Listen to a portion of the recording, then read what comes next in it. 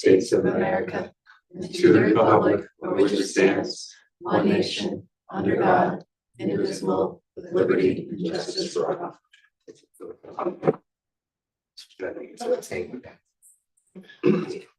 With that, is there a motion to approve the agenda and/or minutes? Motion to approve the agenda. So motion to approve the agenda from 2/9. Second, all in favor? Aye. And Motion to approve the minute. motion to approve the minutes from January 26th. Is there a second? Second, all in favor? Aye. School committee chairperson comments. I have none. We'll go right on to community comments. I don't see anyone in the room, but is there anyone in the room for community comments? And Sam, anyone online? There's no one online. Right. That. Right on to new business. Out-of-state field trip request. Field trip to Roger Williams Zoo. Sound done? Hi, I'm Nancy Lopes. I'm a first grade teacher at Memorial School, and we were just requesting to be able to go back to Roger Williams Zoo for our annual field trip. We've gone the past 2 years, and it aligns with our Project Lead the Way unit on animal adaptations, as well as our science frameworks. We get full admissions to the zoo, and then each individual class has their own little presentation on animals and their adaptation. So each individual class gets their. How many kids go usually? Would be all the whole first grade, so it'd be like 100. And what's the date for it? Well, we weren't able to book it until we got permission, but we're looking for May or June. You normally go in the spring. In May. Any questions related to the Roger Williams Zoo? To approve. To approve the first grade field trip to Roger Williams Part 2 spring date TBD. Second. Seconded by Matt, all in favor? Aye. Nice and easy. And then the second field trip, marine science, AP environmental science. Dallas. Hi, Lisa and I would like to take marine science and AP environmental science to the Mystic Aquarium. We always take these two classes to the aquarium. Generally, it's New England Aquarium. 2 years ago, we tried the Mystic Aquarium. It has a lot of different things to offer than the New England Aquarium does. And we do have some overlap in our students. So some of our students had gone to the New England Aquarium last year. So we'd like to take them to the Mystic Aquarium to get the different viewpoints, different conservation efforts, different organisms. But it's out of state, so that's where we. Used to always go to the Mystic Aquarium. When I was a kid. Mystic for vacation. Mystic Aquarium. We just like the blueness. Yeah, exactly. Any questions? Is there a motion to approve? Move to approve the field trip to the Mystic Aquarium. To approve the field trip to the Mystic Aquarium. Second, all in favor? Aye. Have fun. Yeah, that's good. All right, on to elementary budget presentation.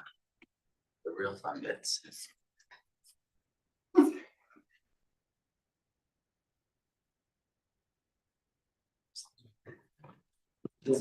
I have a second before I start to do my comment. Oh, yes. Matt will provide us. I, the interest statement, my wife is a teacher at elementary schools. We're discussing budget stuff. This could potentially the conflict of interest.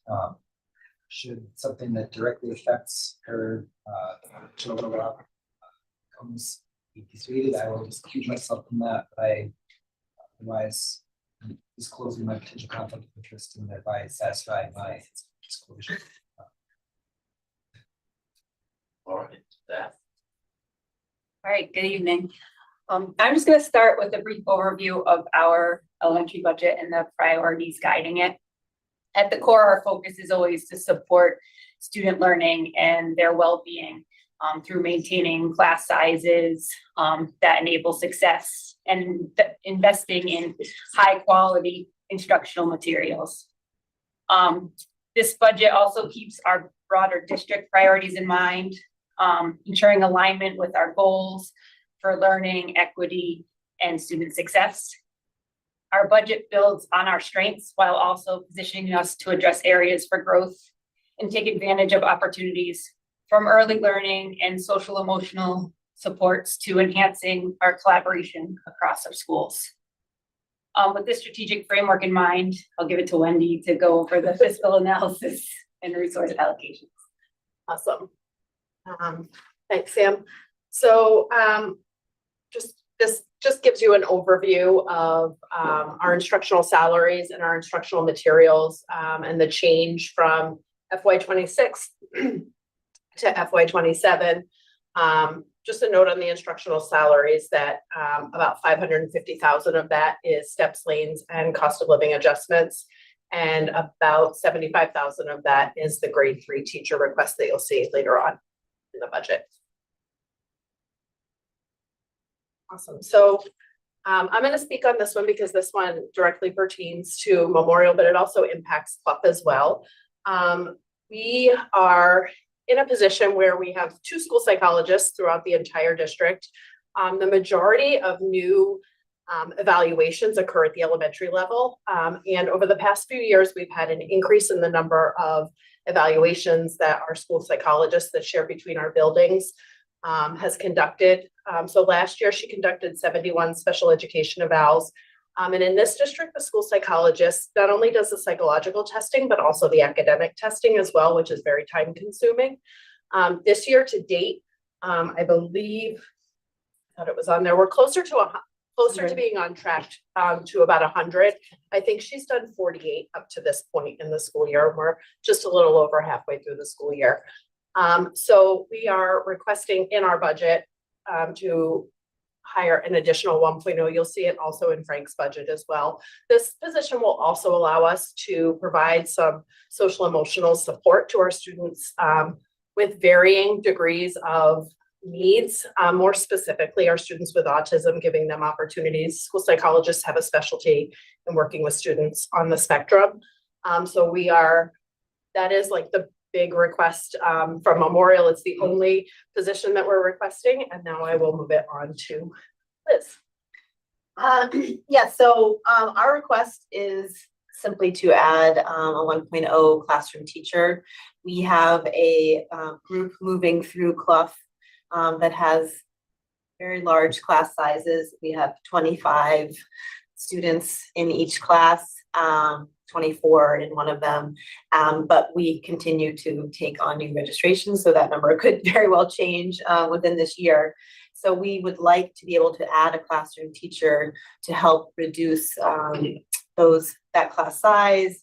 We're trying to be creative this year with providing more individualized support with that group especially, but it's a challenge because there are so many of them in the class and there are a lot of great needs within that grade. So that is our request to add 1.0 classroom teacher. Thanks, Sam. This slide is here to kind of speak to the instructional materials that are in our request as well. You can see that we have put little stars next to CKLA and Caminos. That's the 2 new ELA and Spanish language arts resources that we piloted this year that we've selected. And I just want to make a plug for the investment in high quality instructional materials. In particular, we've seen, you can look at the data coming out of state testing in the area of math in particular, and the growth that we've seen in students with consistent implementation of a really strong program. And so we are really hopeful that this budget will be able to support the addition of that new material for reading so that we can get our numbers in that same trajectory as our math has been over the past several years. I'm going to look at my notes so I don't go a little, I tend to go rogue here. Over the past couple of years, we have done some reallocation and shifting of resources, as we will continue to do throughout our buildings as enrollment shifts between the 2 schools. So just historically, we moved both severe and moderate special needs teachers between our buildings. That was most recent. We moved to reduce a 0.5 reading teacher for special ed last year. That was at Clough, and now we share a person between our buildings, and that's worked out. Previous to that, we reduced a preschool teacher and a special education teacher at Clough in the previous year. So we're constantly looking for ways to reallocate, reduce where we might have excess, which really isn't a lot. I have one more idea. And this is just, we don't have the opportunity to acquire the big monstrous grants that sometimes the high school can acquire. But over the past few years, we've received a few, most notably, the 1-8 Foundation has been really supportive of our programming previously with ST Math. And now we have an active grant still with Project Lead the Way. I think it was around $3,000 to expand the purchase of our kits and materials for Project Lead the Way. Clough has received garden grants to expand their gardening. And an irrigation system. And an irrigation system. Yes. And we consistently in Upton are receiving the Cultural Council grant, which always helps fund our Cheryl Fay programming. She does presentations on famous historical women. And we are awaiting the results of a grant that we've applied to for DESE for literacy tutoring. It's high dosage literacy tutoring for students in first grade. So that's what we have going there. All right, so moving in to talk about, I'm not going to read everything here, some of our key performance outcomes, but some have already been mentioned by Wendy, but certainly some indicators of success for us have been how we've been expanding the Project Lead the Way modules. We're seeing students becoming critical thinkers, problem solvers, collaborators as a result of this high quality curriculum instruction that we've been able to add in. And also in the area of, it was on the previous slide, but for social studies, investigating history, we're fortunate enough to have at both of our schools, we have some 3rd and 4th grade teachers who are have been able to pilot and utilize this curriculum. And in fact, DESE was just here to observe and get feedback from our teachers. They're actually listening to what we're telling them about the resource. And it's been amazing to see the students engaged in inquiry, and they're being exposed to really great primary sources and building their literacy, reading comprehension skills in all areas, not just during the ELA block. And I think another big one is that we've really been working on a lot is our community connections and community partnerships. Everything from bringing in parents who are math and science people for family nights to we just had high school students with their new writing center come and collaborate with students at Clough. We've also been working to partner with local businesses to really give kids some authentic and immersive experiences, even at the elementary level, where we're focused on career readiness as young as preschool and kindergarten. And then when we think about, a return on investment, next slide, thanks, Sam. I think we have been grateful to what has been supported through the budget in the past. I'm going to go to the very last bullet. We have a continually growing and diverse enrollment with the needs, especially that we are seeing coming to us. And it's been really great that we've been able to kind of strengthen our student supports, and that's come through the form of being able to add BCBAs that are at both of our buildings, the therapeutic supports that we've been putting in place. And that's why, as Wendy said, we're continuing to, that's an area that we still need support in. And, all of this to help continue closing the achievement and opportunity gaps that we are working very hard. And we are seeing progress in those areas, but we still need some more work to go on that. And then, I'm not going to, like we mentioned, I'm not going to read everything here about the impact of not funding these positions, but next slide there, Sam. But we listed in there, if we weren't to add these positions, what the result would be. So There we go. Questions? Is there any cause for concern on the large increase in student evaluations, like 70 to 100? Can you say that a little louder? That is really noisy back I'm saying, there. is there something about like with the increase of the student evaluations, like are we seeing kind of, you know, Like, is that a trend Concern. across the state Yeah. or? Yes. I mean, I think there's a variety of things happening. I think one thing that has been on the rise is parent requests for Yes. evaluations over the past several years. I don't have the numbers in front of me to know how many were parent requested versus, school, child find, but. but that does come up, and I would say at both our buildings, we're seeing the same. And, obviously a parent has a right to request an evaluation. When that happens though, we have to utilize the resources, and we have to do all of the testing. And sometimes it results in a child, we're finding that, they qualify for an evaluation, and sometimes it doesn't, but we still have to do all of that testing. So What do you think at the elementary level? How many, what's the ideal class size? The elementary? It depends on the grade, I would say. yes. If you were to ask me in kindergarten, I would say the smaller the better, same in first grade. We've been really fortunate. I mean, the district has really supported us over the past few years. And as far as class size goes, and our class sizes have hovered around 20, which have been Yeah. really, really great.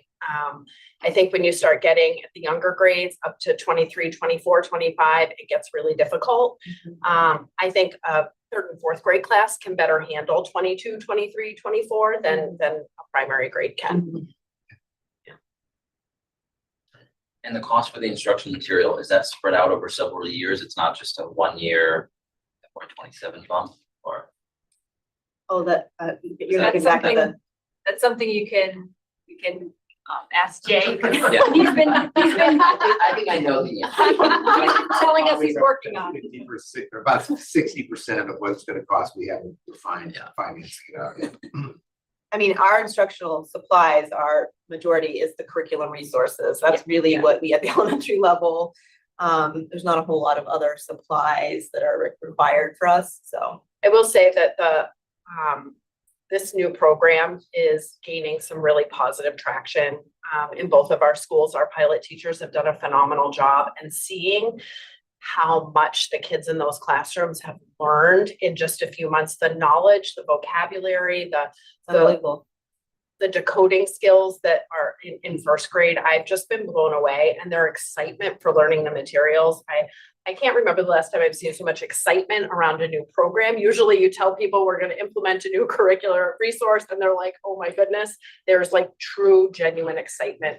And And we've had the opportunity to have teachers who aren't pilot teachers be able to get into classrooms of those pilot teachers and see the program. And like Wendy just said, the excitement even for them who haven't actually done it to be able to get their hands on this program where they're seeing the results from kids in the same grade level and being able to see what their kids are doing versus what they're on.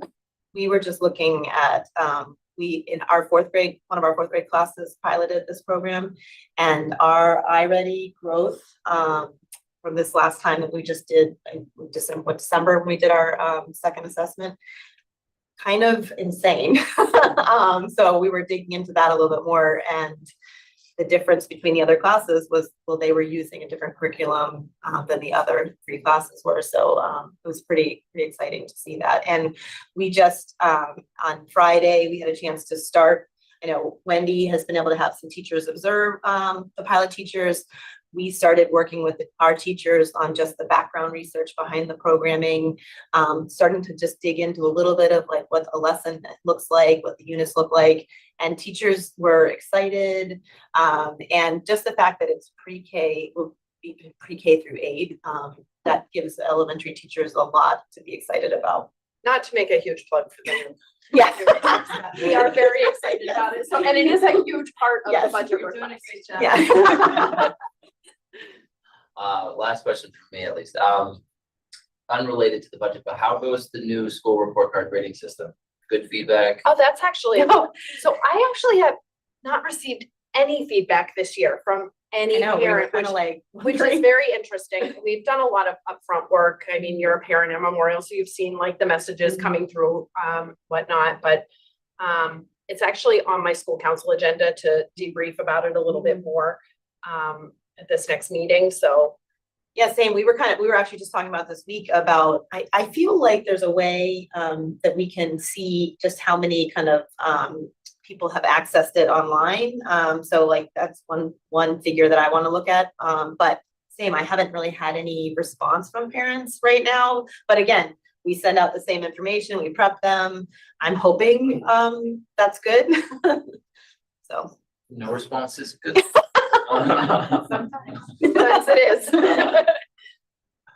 Any other questions? You mentioned the iReady information. Do you have any metrics that show the improvements? I mean, well, I don't have them like with me right now, but I did, one example is that the students that had the highest growth in this classroom are 3 of our students who are on IEPs. And when I say they had significant growth, it was like 365% growth. They jumped up 2 grade levels from the beginning of the year to now. So that was pretty exciting, but I don't have everyone in the class showed growth. So that's one thing. And we had no students in that particular class in the red, meaning they were like 2 grade levels or more below. So that was very exciting to see.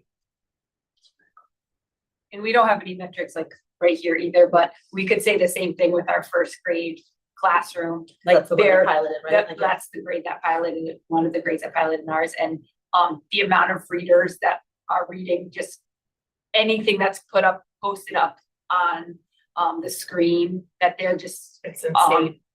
reading without any practice, any preview of it, and the other first grade teachers looking at them like, how are they reading that? So that's not any official data, hard data, but it was pretty powerful when we all worked together seeing it.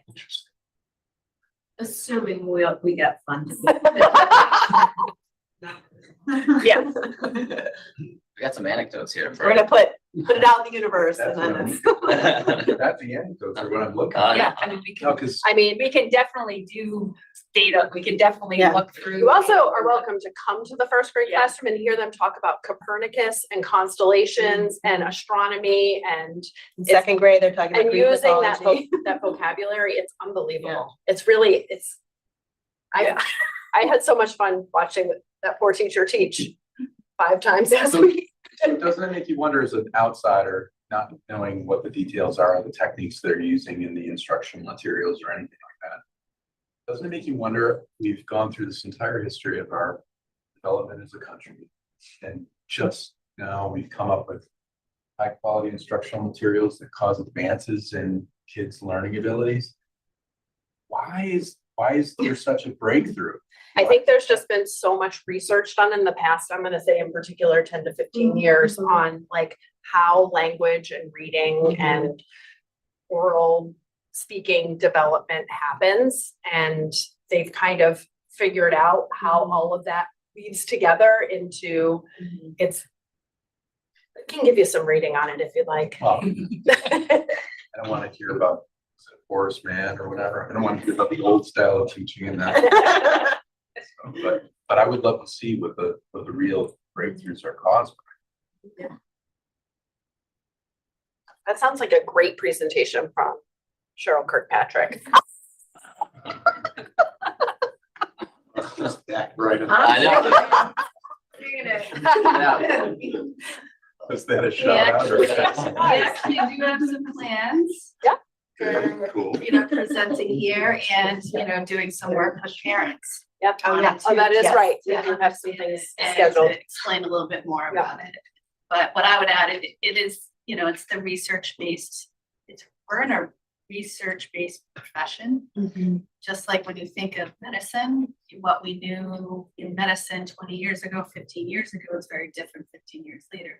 Same thing in education. So we're operating with the evidence-based practices that we know, but we learn, there's research we develop, and then so there's been such a focus in the science reading and some of these that when I'm really proud of the group that came together with these materials, because we've been operating with approved, curriculum materials, but it just wasn't quite getting us to where we needed to be. And I can just reiterate, and I said it in the last meeting, like when I've come into classrooms or at the middle school in particular, and I walked out and I said, wow, that was the most amazing thing I've ever seen. And I was informed, yes, because they're piloting the materials that are on the table here. It's just the types of dialogue and conversations and writing and critical thinking that this is adding to the classrooms. It will be really powerful when it's across all.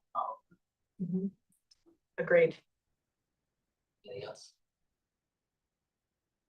Thanks, Thank you. appreciate it. All right, on to student support services budget presentation, Frank. Sorry if I say. Kind of spread out here. What do you just do one way to present? Good evening.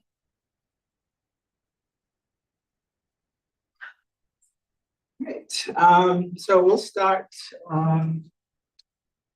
strategic alignment break. So, Office of Student Services, our budget allocation and requests this evening focus on our strategic priorities. Our hope is to continue to improve our curriculum instruction, strengthen our partnerships, relationships with families and caregivers, and improving student performance. Through targeted instruction, equitable workloads, high quality supervision and supports, our educators will deliver high quality services while meeting mandated timelines and procedural guidelines. So that's sort of the focus and sort of what is grounding the work today and the presentation for the budget. So wanted to start off with looking at our SWOT analysis and take a look at our district strengths and weaknesses. You obviously know that I've been doing a lot of research on the district, looking into a lot of programming, working with a lot of staff members, the new CPAC group, and really sort of kind of taking an understanding, an inventory of what are our strengths, what are the things that we're doing well, and what are the things that we really need to sort of kind of focus in on. And a lot of that work has guided what I put together today in the presentation for our requests. So some of our strengths, we have a lot of high quality, capable staff members. We have a lot of great systems of communication. We've improved our compliances in our special, we now have a great special education advisory council. We have some really good social emotional programming that's going on that is really keeping students in district versus going out of district. And then we also have some really great BCBA and related service providers in the districts as well. So we're doing a really good job on those fronts. Some of our weaknesses is that the district is still struggling to deliver high quality specialized instruction. Some of that stems from adequate staffing. Some of that stems from, having the appropriate materials and building staff capacity in order to do that. One of the things that was mentioned by Wendy was the 2 psychologists. I think for us, that is a weakness to the district. We have a lot of students in the district, and having 2 psychologists doing all of the assessments is very, very difficult. In a lot of districts, the special education teachers are the ones that sort of are doing the academic testing pieces. In our district, the psychologists are also doing that. And so it makes it even more, it puts a lot of burden on them to get the work done and to get, quality of the work as well. Because we definitely don't want to rush it when we're trying to meet timelines and not do a good job with the assessments. And I think also we need to continue to align our district practices and procedures across the board, looking at data-driven decision-making versus, making decisions based on our hearts. We have a lot of great staff members that really care about the students, and sometimes it's difficult to take a step back and make sure that we're providing data-driven decisions versus what we feel like is beneficial to students. And some high quality special education instruction materials as well. And especially in some of our severe population classrooms, we really need to have some really stronger curriculum like ACE or Teach Town and different things like that to really help our students in the life skills program. Some of the opportunities that we are looking forward to is utilizing technology and AI to continue to improve our systems and our structures, continue to look at improving our programming, especially at the pre-K level, looking at how we can, bring in some element of full day programming for students. Also improving our ESY programming, making things, more fun for our students coming into the summer, having them really feel like it is summer, but still get that support that they need. And then also improving our 18 to 22 program, so we can also keep those students in district versus going out of district for that type of service. Other opportunities, professional development. We want to really build capacity with our staff members, especially around co-teaching and Wilson reading to provide some phonics-based instruction so that more teachers have the skill to do that. And we don't have to, rely on contracted staff to come in and do reading services for students. And then it's just, some evidence-based special education curriculum, like I mentioned. Some of the threats that we are facing in special education world, obviously, is the job market. It's very difficult. It's very difficult to hire staff members, high quality staff members, especially teachers, paraprofessionals, related service providers. So that can be a challenge and causes us to rely a lot on contracted staff. And then, we also, because it's such a competitive market, there's a lot of potential for losing staff members to other districts. And that's something that we don't want to do. We have two really highly qualified, really great psychologists. And the last thing we want to do is lose them because, they're overworked. So we really want to make sure that we provide them some support. And then the grants, like it was mentioned, grants, we've seen a lot of decreasing grants this year as well. And then obviously our cost of out-of-district programming and school and transportation has been through the roof and continues to climb. So those are some of the threats that are kind of out there. Yes. So what is Wilson reading and how does that overlap with the CKLA curriculum at all? No, it's a specialized, Different things. it's two different things. So one is a tier one standard curriculum that is given to all students. Wilson Reading is a phonics-based structured program. It has specially designed instruction for students with learning disabilities that need that support in reading. Right. So financial snapshot over the last couple of years, the financial snapshot has been pretty close. The big thing this year is our instructional salaries, which is going to be we're looking to increase by $500,000, and then our contracted service line we're also looking to increase. Again, there has been a reliance on contracted services. We've made a very concerted effort to move away from them, but we still have a lot of tutoring, a lot of contracted services at high school, and it's primarily because we're not a massive district, and to sort of hire a full-time staff member for 20 hours at the high school doesn't necessarily make sense. So sometimes we have to rely on those contracted staff to provide those services for kids. And then our transportation costs have also, increased it significantly. We're looking at a 3.5 to a 5% increase in some of our vendors for the transportations for next year. And then out-of-district costs have also risen as well, primarily a 3.5% across the board. And some schools have reallocated, and actually their tuitions have also gone up as well. So overall, we're looking at $8 million, almost $9 million in budget expenditures. The next slide is a little snapshot about out of district placements. The chart above shows you sort of kind of a trend line over the last couple of years of the district has made a tremendous job to improve programming so we can get students back in the district. We saw a little fluctuation in 25 and 26.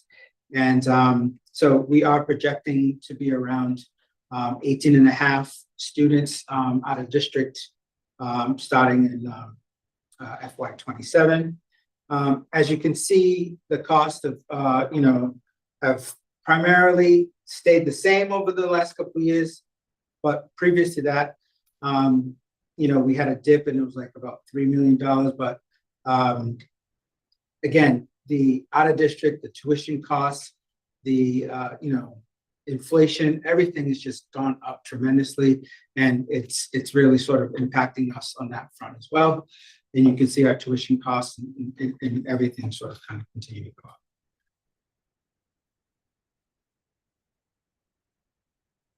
So what are we requesting? What are we looking at? What's going to help us sort of, continue to sort of move in the right direction to support our students? Primarily, we're looking at a special education teacher at MISCO at a cost of $79,000, special education teacher at NIPMUC as well. Both of the special ed at MISCO is mandated enrollment.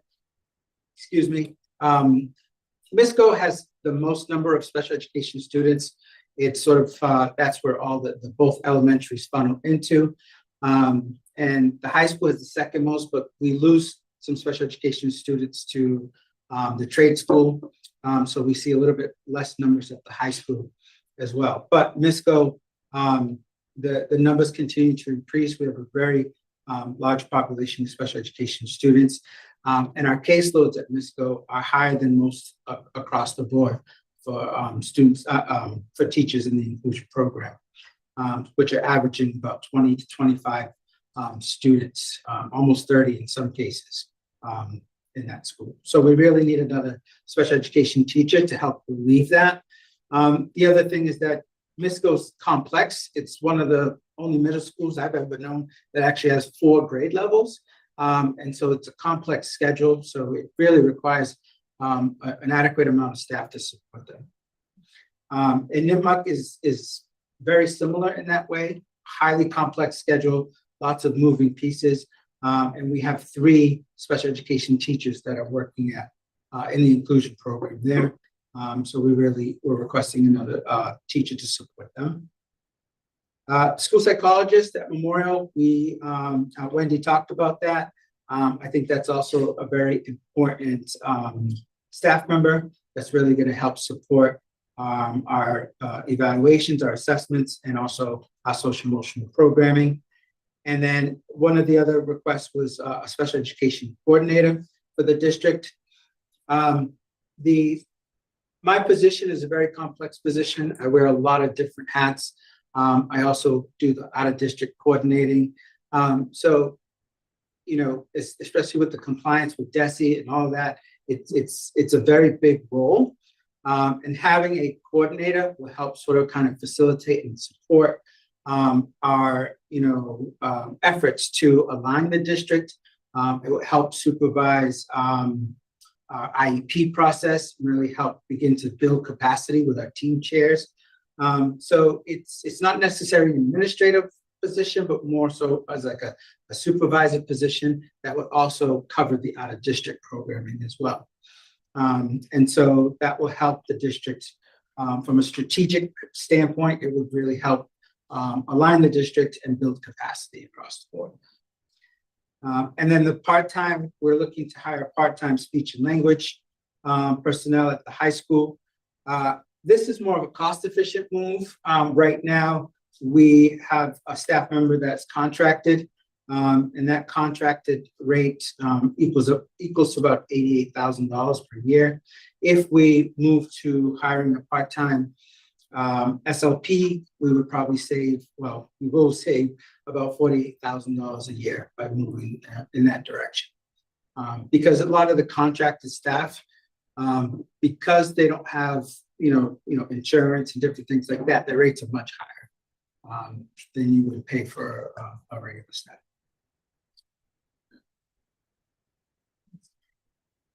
So reduction in allocations and reallocations. So over the years, the special education department has been working with the principals at the elementary and at the high school. We've reduced the special education teacher at the beginning of the year at Nipmuc. We reallocated severe needs to Clough and Memorial. We reallocated a moderate special education teacher from Clough to Memorial. We removed a contracted BCBA at Nipmuc. That was about $175 an hour. At 15 hours a week, we were looking at a cost of $128,000 a year for the contracted BCBA. We replaced that with, we hired a BCBA, full-time BCBA that works 35 hours an hour, and we're saving ourselves $40,000 a year in order to do that. So that was one of the things that we did at the beginning of the year. And then we also reallocated an ABA tech from MISCO to Clough Elementary as well to support that.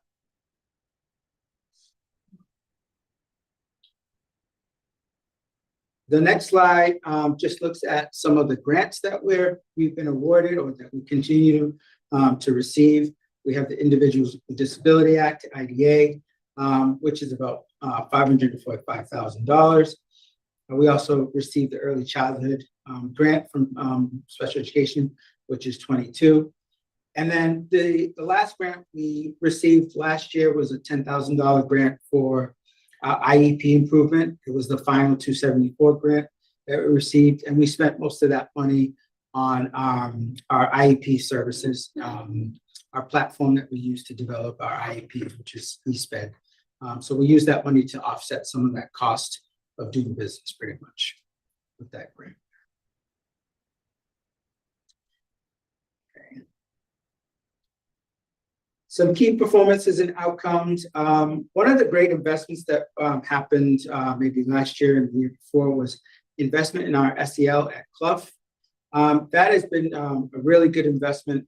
They brought on a counselor, a social worker, I should say, and she's been amazing. She's been able to really work with a lot of students with the social emotional piece and really work to keep students in district. We had about 5 students that were potentially students that were on that track to be going out of district, and we've kept them in district. They've had tremendous growth with those students, and they're getting ready to move on to MISCO next year. So we're really excited about that program and its continued investment in that. And again, we've really made a concerted effort to sort of look at our costs, look at our reliance on contracted staff, and how we can save money by moving to, hiring staff members that are going to stay with the district on long term. Next slide is return on investment. If you look at the special education teachers that we're requesting, bringing them in will really help us with higher quality instruction, equitable access for services, improve our compliance rate. It's really going to help, have manageable workloads at MISCO and at Nipmuc, so we can have more quality teaching and services being provided.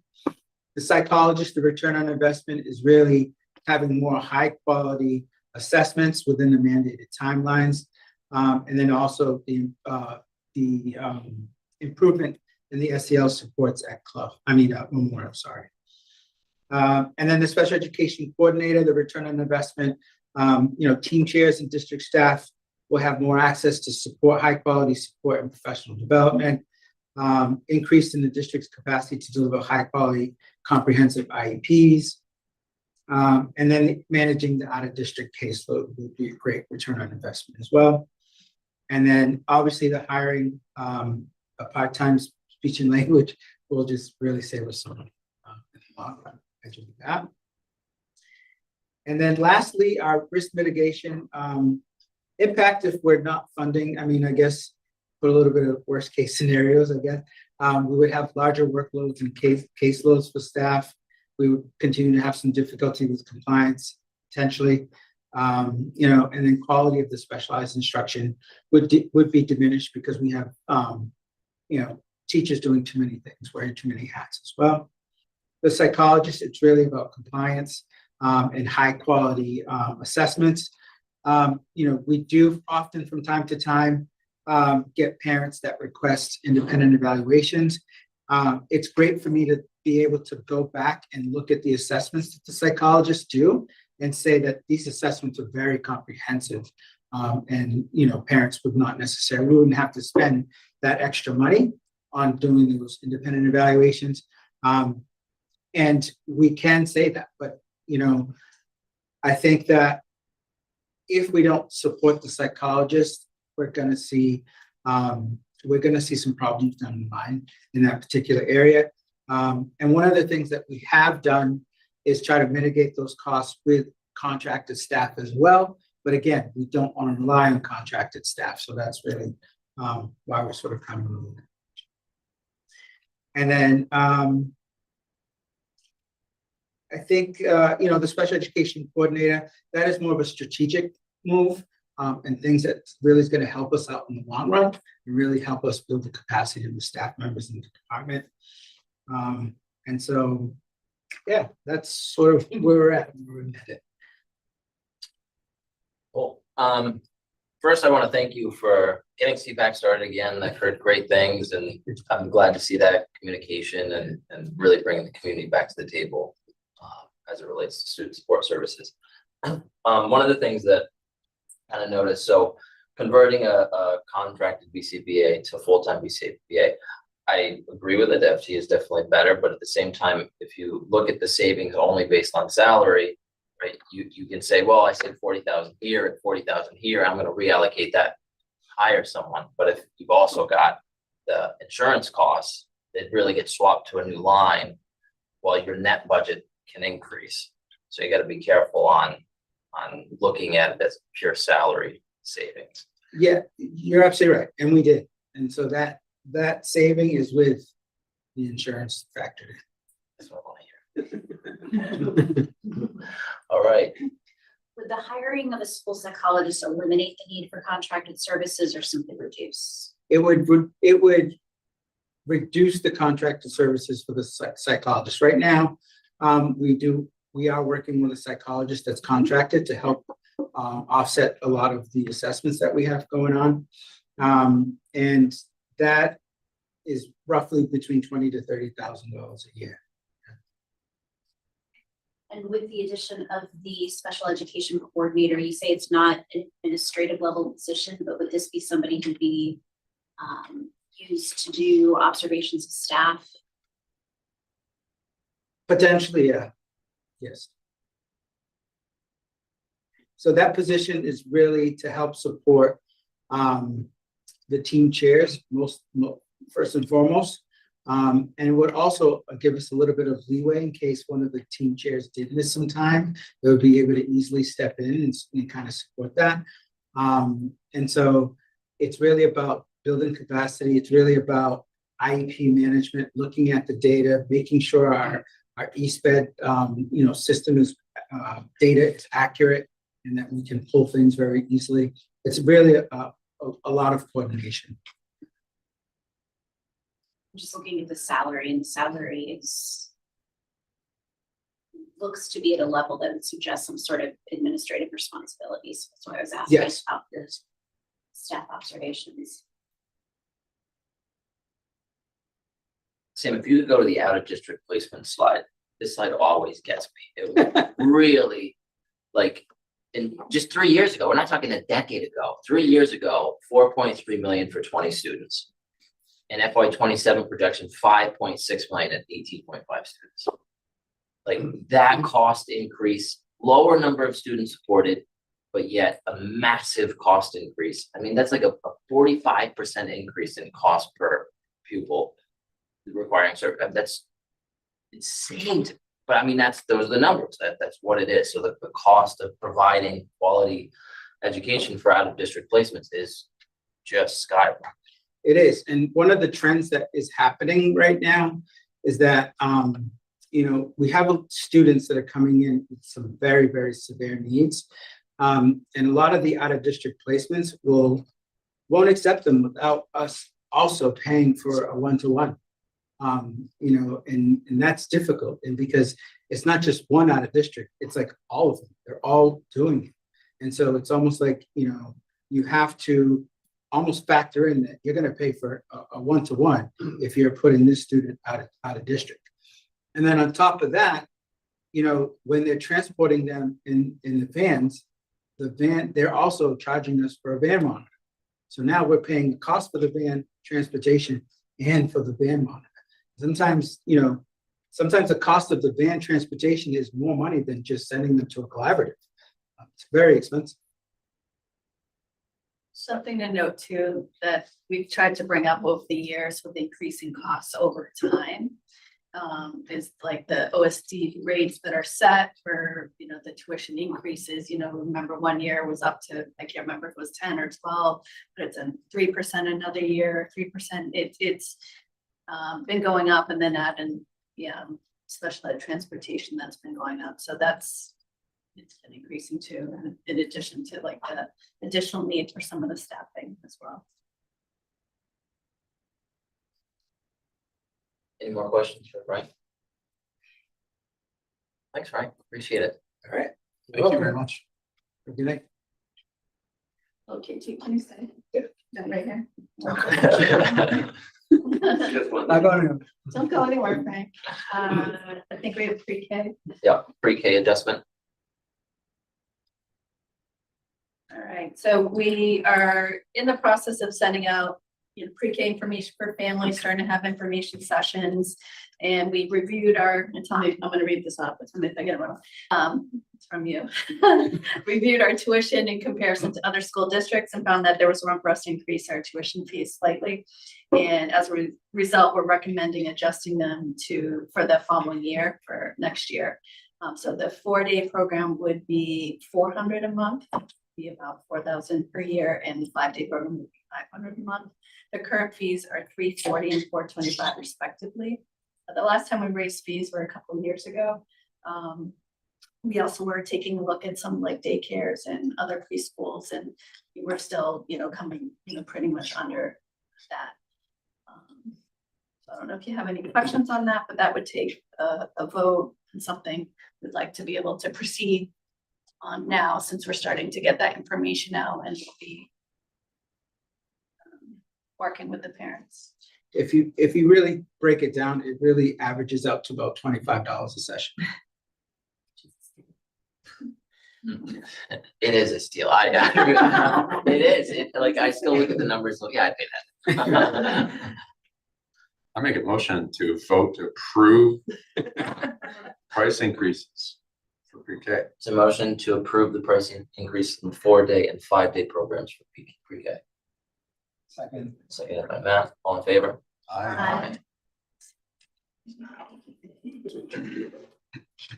And it wasn't in his presentation, but it's related to this, but I think it's a good idea too. So since he's here, I'm gonna ask him to just share one other idea too, related to pre-K and ESY.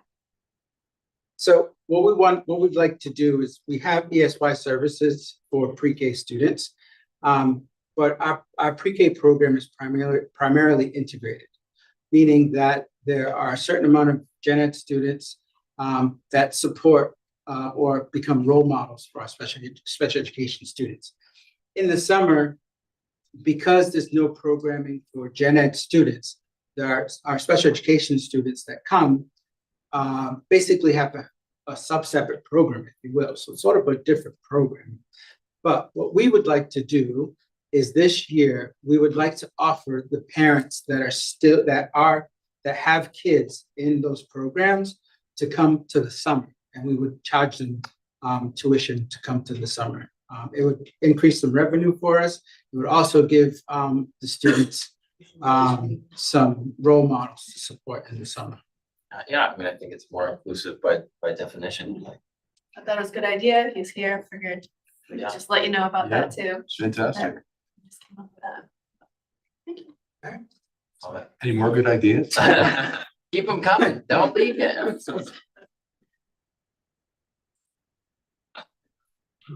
Next up, School calendar. yeah, the school calendar.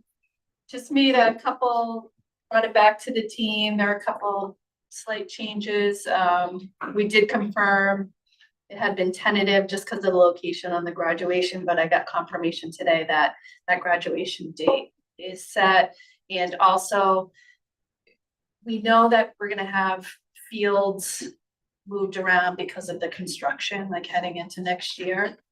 Some of that's impacting when we have homecoming and different homecoming games, which then is around the same time that we have open house. And so we have a request this year, so it's kind of unique. We usually have it on a different day, but to have the Nipmuc. So I just want to point it out, the Nipmuc open house on one of the nights, that's also the elementary night. There may be, it's possible there could be some conflicts, there won't be too many. We try to avoid that, but in looking at the dates and also looking at the religious holidays, which we triple checked this year because we actually had to move one in the calendar. We missed one last year and moved it. So those are the two main changes that came about between our last meeting and this meeting. I did share it with the union as well to take a look. I haven't heard back. I just shared kind of recently. I haven't heard back any other concerns. But I would recommend that we move forward with a vote tonight, knowing that sometimes things come up where we miss something, but at least we can get it out to the community for like the main dates of the school year, which is usually they want to know the beginning of the school year, end of school year, the vacation dates, and we can get that out sooner than later. A lot of people have asked me, when is school starting? Camps, they need to book camps, right? When is school starting? So I'd like to get that. I think we're about one meeting behind. I think we usually start it in January and finish in February. We started in February, but I'd like to get that up as soon as possible. Any discussion on the school calendar? Motion to approve the school calendar? I'm not having motions tonight. You're doing so well, John. I'll move to approve the school calendar for the 26-27 school year. There's a motion to approve the school calendar for 26-27. Second. Seconded by Sean, all in favor? Aye. Thank you. All right, moving on, superintendent and administrative reports. All right, so I have a couple I separated out the presentations this time again. So the first one's going to be the district update one. I'll run quickly through just a few highlights. And then I just kept, when I was reviewing it today, I just kept adding more that were in your notes before, because I said, oh, that's a good one to share too. Because there's been a lot of really great things happening each week.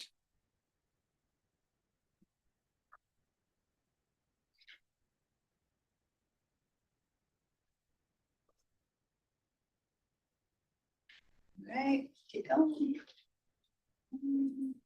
There we go. All right. It's a superstar right on there. I couldn't not have you on there, Matt. It was like you did an amazing job. We had an awesome night. Thank you to MU for all of their support. And I haven't had so many families and just like this amount of smiles that were on the faces of all of our students, but also all of the parents as well throughout. I mean, I had about 50 photos to put in there, but it was super fun event. Haven't heard yet how much money was, raised, but it was awesome. And I just can't thank enough, like all of the volunteers that we had and parent volunteers that, joined in the sessions too and had some fun along the way. Next up, we had the Nipmuc Drama Guild just this weekend. Unfortunately, they were impacted by the weather, but they were still able to have a couple of performances. They had to move the midday one because the little bit of snow that wasn't a little bit of snow became a lot of snow, and but they did a great job, and there's a lot of positive feedback from that event. And I know they have, I think, one act plays or something else coming up in a little bit. Next up, I saw this today when I walked down the hallway at MISCO, so I needed to I took a picture and wanted to share out, but the student council is doing a great job at MISCO, and they have a kindness week that they are sponsoring this week. So there's a lot of kindness being spread around at MISCO, which is kind of really nice to see. Next one.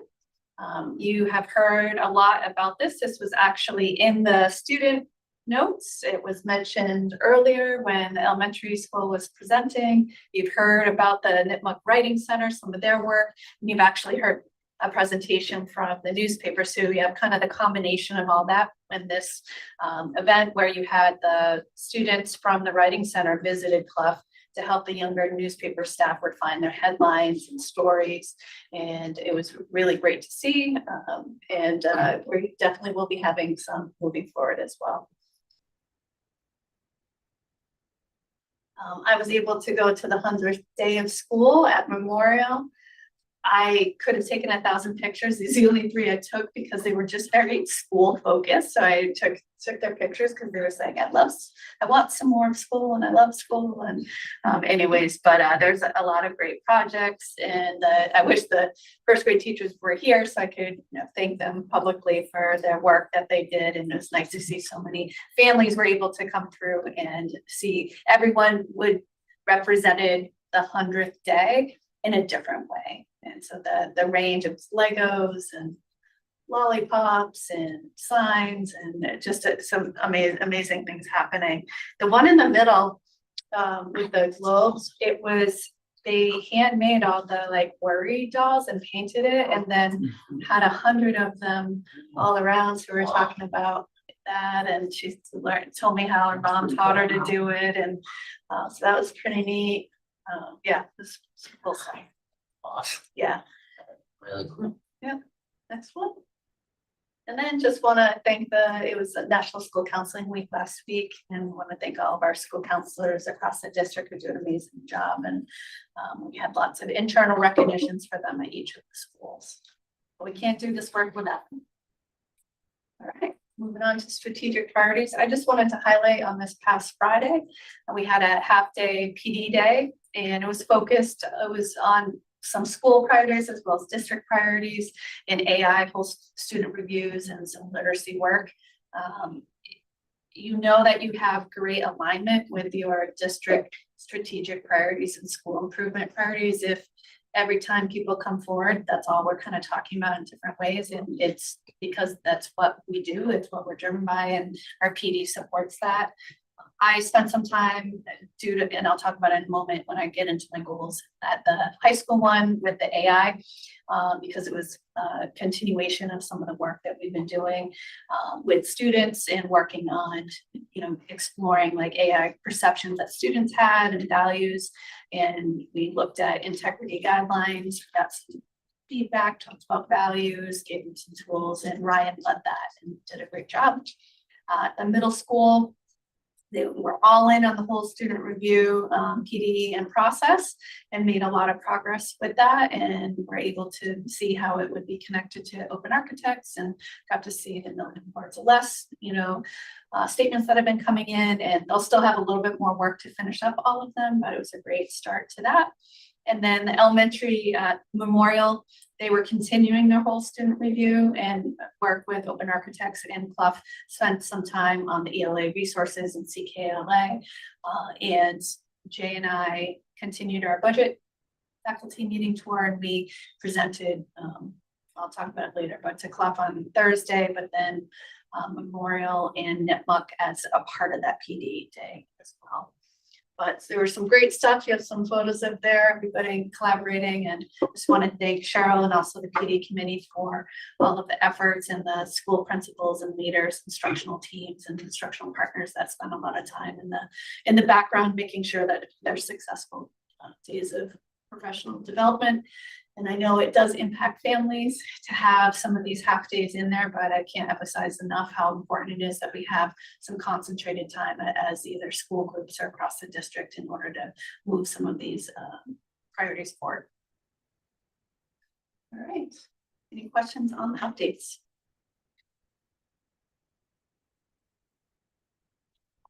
Great. We're going to jump into goals. And again, due to trying to condense some of these due to the number of presentations that we're adding in all these budget nights. But after the fact, or if there's more information that you're looking for, I'm more than happy to send it along. But when we have our strategic priorities that are listed up there, you're doing a good job over there. No, you're doing great, Sam. That are listed up there, we have alignment with my professional practice goals, student learning goals, and district goals with that. So the first goal was the professional practice goal around AI literacy.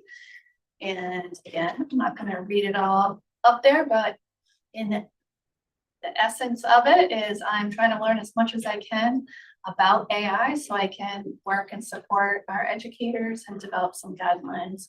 And fortunately, lots of other people are doing that across the state. So I'm able to jump on, there's even new things that have come up that I go, okay, I'm going to sign up for that workshop. And so it's been a good alignment just for what's happening in the state as well. I gave you your color codes. I didn't put red in any of them. I just left them blank if it was kind of a red because it's a little harsh, in the eyes. But on this one, we're actually making a ton of progress in the AI area.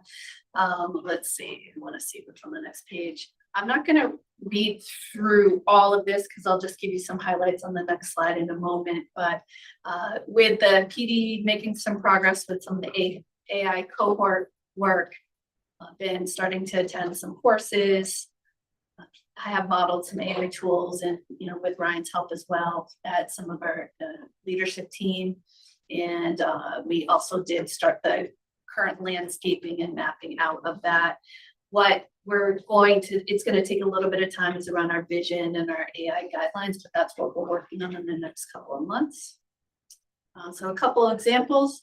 When I was putting this together and showing progress, so I'm obviously not showing kind of the outcomes that we might have, some additional outcomes at the end of the year. It's really kind of like, here's the progress of the steps that I've done. So it's a lot of meetings. I just kind of went through my calendar to give you a sense of some of the areas and what I'm doing. So on the left, we were able to get into the peak cohort. You will hear us talk about it a lot. It's excellent. I had the full day summit and it started in January and goes through June. We had the full day summit with the team in University of Lowell. I was there for that. And we had our just own in-district meeting for planning. And then we had a cohort meeting. Those are 2-hour meetings. I didn't put all the times in here. And we just had that. And the focus of that one was actually on visioning. And we looked at a lot of vision statements around AI. And that was really helpful. At our in-district meeting, we focused on what areas we're hoping to concentrate on this year around AI. And one of the areas is around AI literacy, but also integrity. Academic integrity as well. So then when I jump over to additional PD, I added in just a couple of workshops that I went to. I mentioned like the Tri-County Superintendent Roundtable, happened to have one on AI workshop that I went to. I went to a DESE one that was online. Just put in some books that I'm reading. There's another one that I'm starting that I haven't, gotten to just to share. Eric recommended the Co-Intelligence. If you haven't read it, it's good. I recommend it.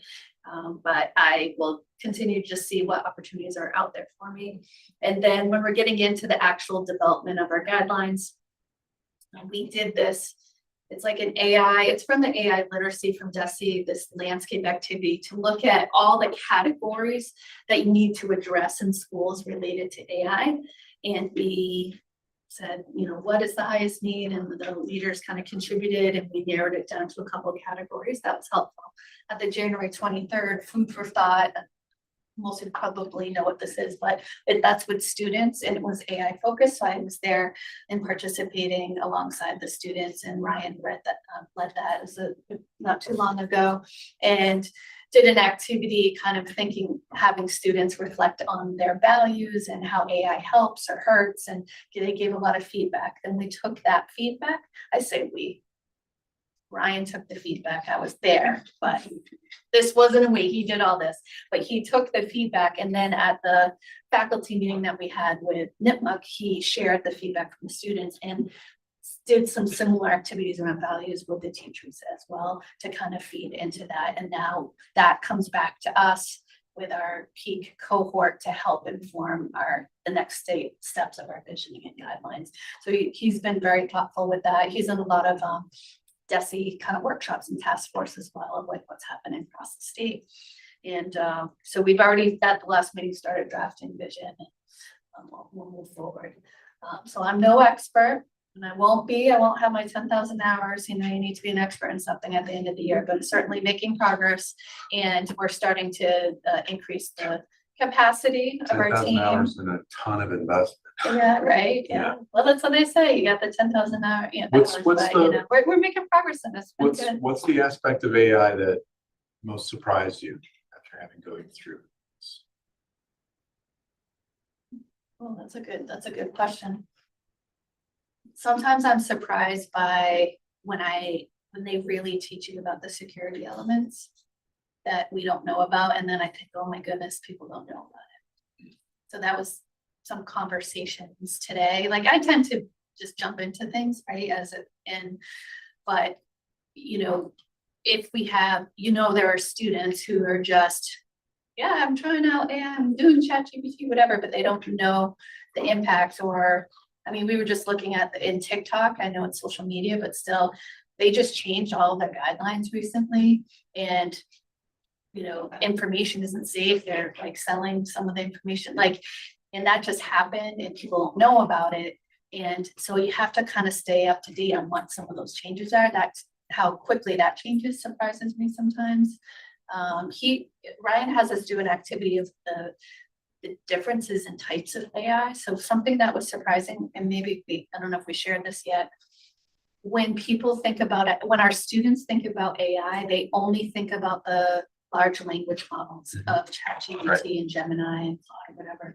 And they don't think about the fact that it's in everything else. And that was an aha for us. With the very generative much stuff so. or? Just that one, you can tell they're only really actively using that right now, but they only think about it that way. And I think some teachers only think about it that way. So part of it is literacy. We need to understand and teach what the differences are and how they show up. And we've been great about making sure we're locking, students in and data privacy agreements, like not locking students in, but like we're only using, like you can use this school AI because we know it's protected. You can use some of these Google tools, they're protected, but students often don't care about all that. They just kind of put stuff out. So we have to teach them, we have to teach staff. It's a lot of parallel work that needs to be done, and prioritizing one over the other is The one that gets what we me talk is about. manipulating someone's likeness on, Yeah, that's really not good. right, That's not good at all, yeah. unless you're given permission or you're doing That's something. probably the biggest surprise on a, not related to school, but someone took I know, and they took up our picture and then they turned it into a video. Yeah. And it was like making us like dance and do, I was like, we didn't do that. That's not us. And then you think of like, you see that one thing and you hear the stories, but anything can happen. So other things we talked about is especially like it goes back to kind of like general media literacy, right? But now we have these new emerging technology in a different realm with AI, and can you figure out, is it real or not? Like when those videos show up for all of us, is that real or not? And then what we learned at one of the trainings from, I think it's Justin Wright, his name, he did the homework machine, and it's called lateral reading.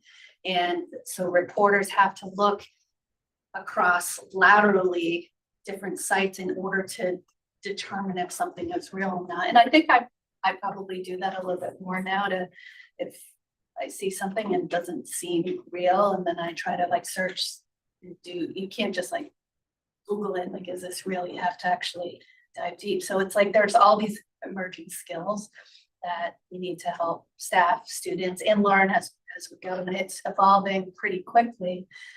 But there's a lot of exciting stuff. So it's going to be like, how can we use it to help instruction and learning? And I could go on and on. You asked a question, so I'll stop now. That's But good. like, One yeah, of the things there's with a AI lot of things coming up in the training, Yeah, AI governance is huge, right? huge. One of the things that AI is actually pretty good at is determining if, an audio clip or an image or text is generated by AI. So you can take it, send it back to AI and say, hey, did AI create this? It'll give you a confidence score on it. If it wasn't just ironic. Generate it and use it to verify it. real.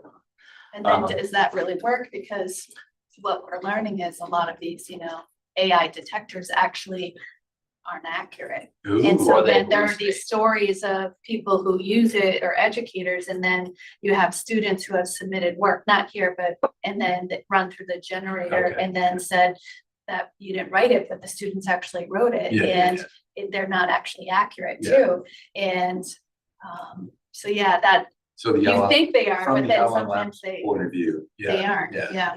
But I have done like this video AI and I have submitted it in to ChatGPT. And it took a few minutes, actually. I was surprised at how long it took. But Yeah. it does identify the videos pretty well. Because it identifies if you're looking up or like, yep, sure enough, there it is. There's the hallucination. All right, I'm gonna keep going. Sure. Student learning. As a reminder, it's a 2-year goal, student performance. But some areas we're looking at kind of, jumping off of what's been shared already, tonight, looking at our student success teams and multi-tiered systems of support, our literacy practices, et cetera.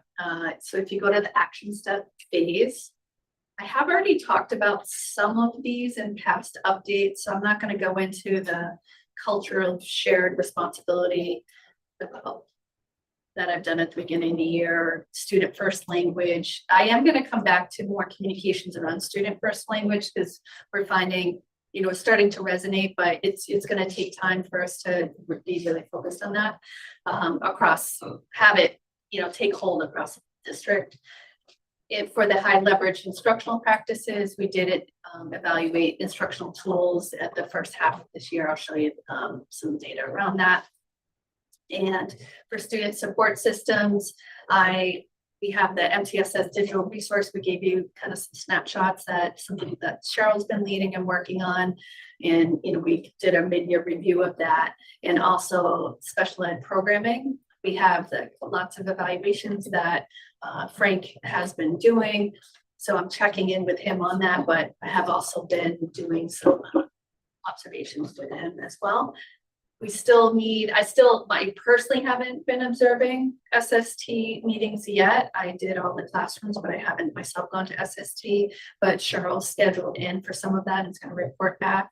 And we have kind of end of year reviews and audits for special ed that Frank's been working on as part of his entry plan that we'll be coming to. I highlighted in yellow. I did this before you kind of asked about it earlier. I just want to point that out, that we are starting to review our iReady intervention data. So it's nice that they were talking about it, but I haven't met with them to review it entirely yet. But they are finding some trends. So if you go to the next This slide. is a really cool way to depict the progress as well. I Yeah, like this I much like- better I do. than looking at that. I agree, the big spreadsheet. sheet. The big sheet, I like this. It's good. That's good. I like it more. All right. I did link in all of my goals, like in there, these are my personal goals in there, but, all right. So this just gives you the dates for the instructional practices and the reviews that we did. We did use the learning walks, the lesson internalization tools, observation tools earlier this year with the leadership team.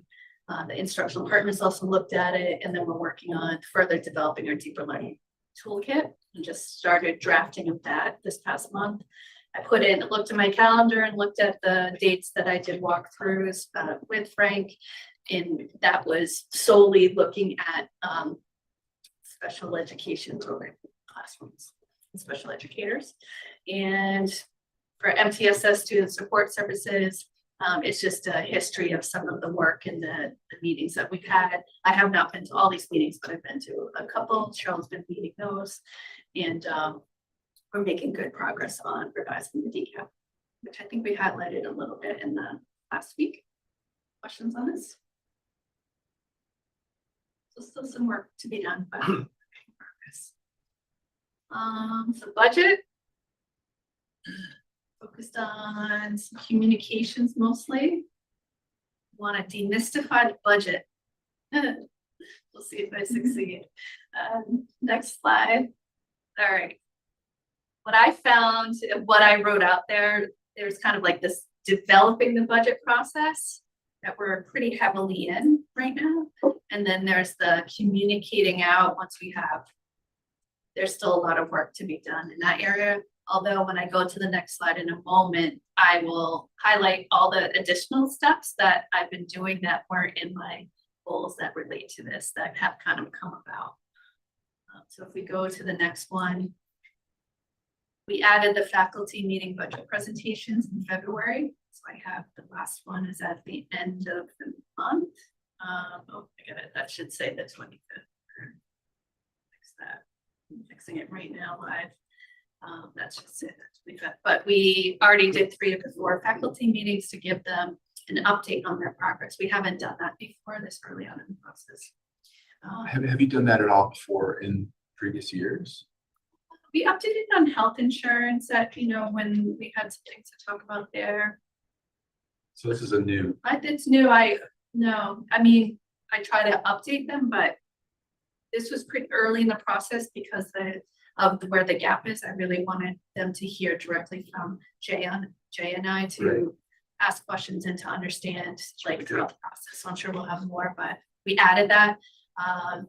Shout out to new online news, the Mendon Common just got launched. oh, Yeah, got some representatives doing some good stuff there, and they are will be, I don't know if I saw it on the website, but they're finishing up a budget article, which will be in there. So kudos to them. And it's another local news source. Something new is the Student Superintendent Advisory Council. Those requests have gone out, and we have representatives that are signing up for that. And that is right after break. I'll be having a meeting, and my focus will be around budget and explaining budget and answering questions on that. We have added, it may seem like you've always had budget at every meeting, but we're adding these district budget updates to our meetings, which we haven't had at every single meeting, so we've added some more. I have also provided more detail about the budget in my district newsletter, the last 2 newsletters, more than I have in the past. So when I kind of, even though I didn't know I was going to do all these things, I've been focused on some communications, but what's next up is for budget development, coming off a budget subcommittee, we were going to schedule a multi-board meeting. So if we could touch base after just on the date scheduling, just to send an email out. But I know we were looking at maybe the first week of March to see if people might be available for a multi-board meeting, talk budget. And then what I need to do and plan to start working on over February break are the narrative summaries and the budget Q&As and some of those documentations. And I really need time when I'm not doing everything else, like concentrated time. And so I plan to work on that next week. are you getting good feedback, relevant feedback from your presentations? Anything that's productive for Yeah. improving the presentation? I mean, every time we give a presentation and we get questions, we improve the next presentation. Yeah. So no matter what it is, so with the faculty be presented to Clough on elementary school on Thursday. And I realized, like one thing I realized is when we talk about revenue, like we kind of jumped into the content. But if you don't give the context to someone who doesn't understand what revenue, what all the sources of revenue, so we added a slide. Wasn't great on Friday, it's much better tonight, you'll see it, you can give us feedback. But then we're like, all right, that might make it clearer for someone who might not understand. So we made a few changes, but there's still work to be done between now and when we get to like larger community presentations and messaging. Questions on budget? Right, last one, capital projects. Goal. And then you can jump to the next slide. A lot of progress here. There's kind of the 2 buckets, one mostly around management and the ongoing meetings and work and management that we're doing.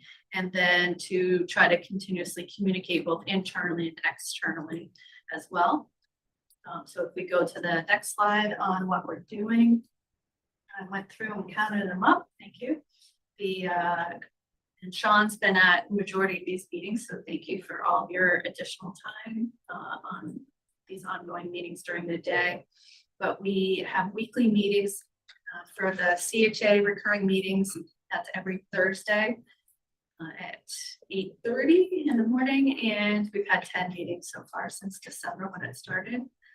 For the Vertex Habib and Associates meetings, those are much longer meetings.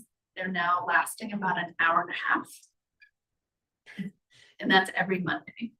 So from 1:30 to 3 every Monday, we have these, and they're good meetings and it's solid, but, and then had some in between. We're now going to be adding like a subcommittee, like financial meetings as well. And then sometimes, and then I'm not counting up all the emails, but you know, lots and lots of emails, right, Jay?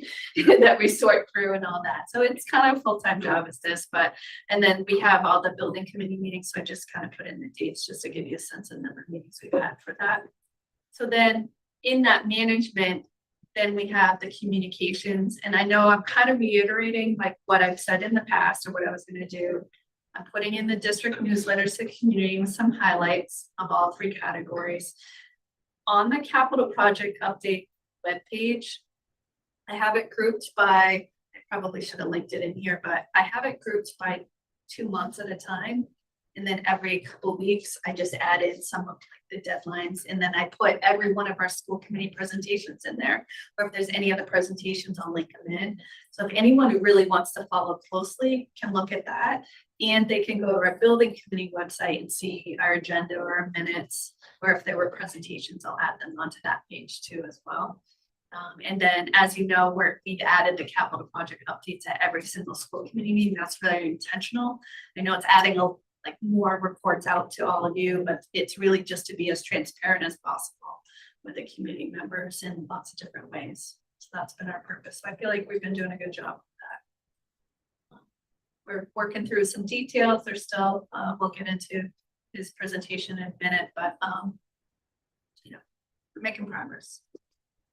Questions on any of the goals? A lot of meetings, a lot of time, a lot of action steps. It's just kind of how they're structured this year. Thank you for that.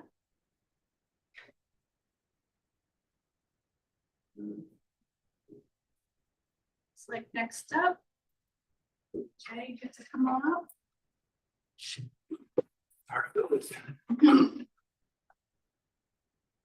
What, capital first? Yes. All right.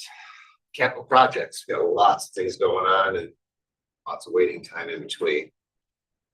The roof project, HVAC equipment, the bids were put out. I saw an addendum went out last Friday, which of course generated additional questions, which I never understand, but they're due this Friday. This is for the equipment only. The goal is to get a bid on the equipment, get the equipment on site so that we have them ready to go and put them on the roof when we need to put them on the roof.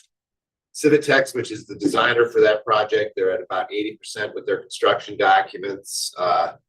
They're due back 90% documents from the mechanical engineers. They should have them probably the end of this coming week or this current week we're in now.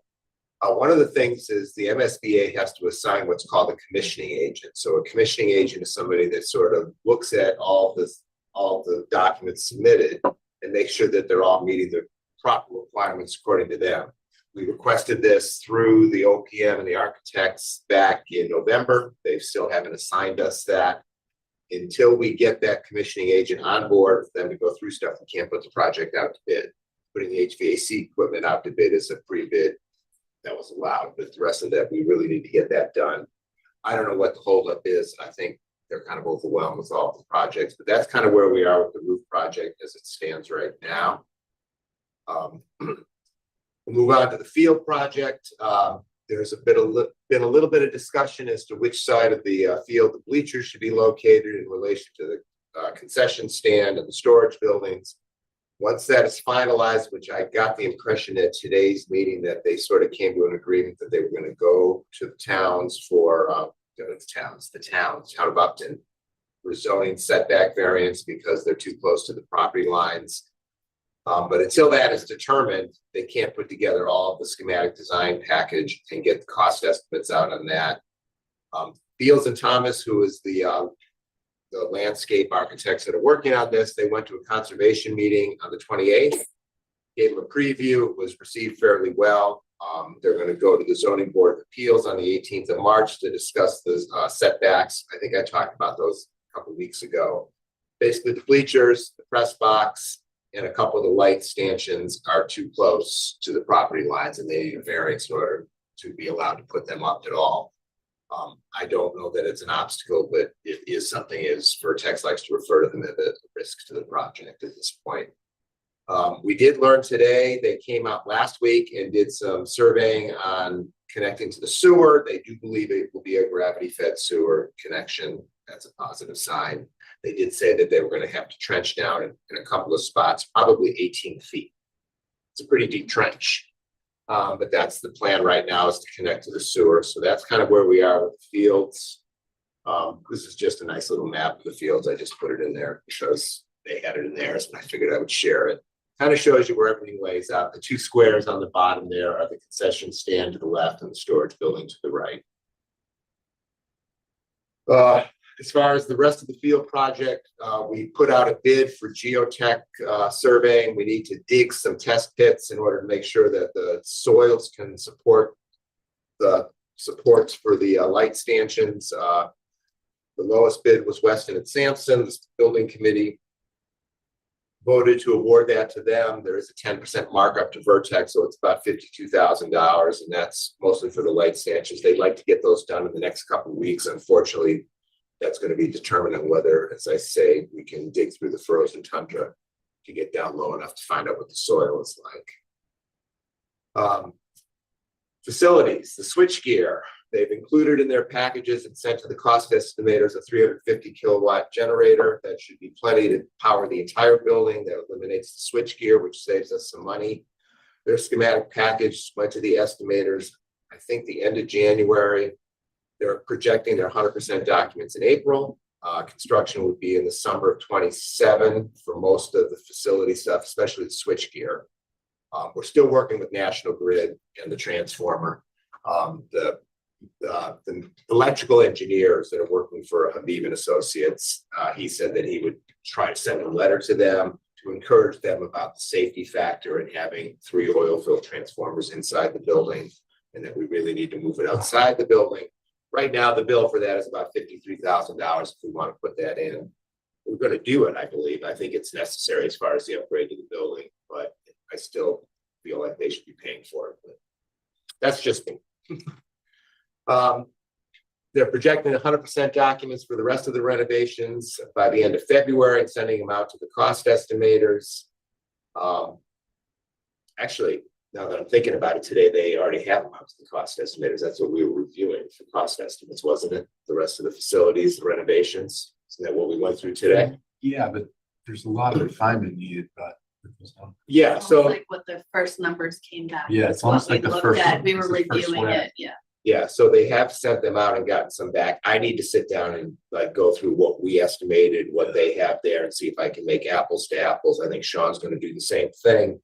Couple of things the cost estimators had extremely high. I thought, for example, we've got quotes to do the door access for around, I think the highest one we just got back from Verkada today was about $130,000. I think they had $150,000 just for one building. I'm not sure what, there's something missing there, and I don't know what yet. Yeah. We'll figure that out. It could be that they thought they were doing every door in the building. I don't know. I mean, they shouldn't, because we Right. definitely communicated Right. the doors, but. So there's a little bit of discrepancy there. Based on the cost estimates they had back in the budget, we're relatively close. We're not horrendously off, on top of which they didn't factor in the grants we have for the door access, for the irrigation system. So I think we're okay, but it's really hard to tell at this Well, point. it's close. The way I would characterize it is it's close to the estimate.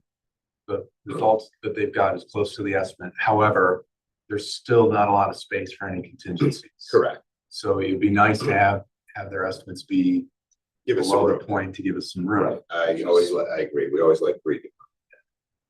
Again, construction will start in the summer of 26, and it's probably going to go into the fall of 26 and into the 2027 year as well. I mean, I think it's going to take a while to get all of this done. There's quite a bit to do.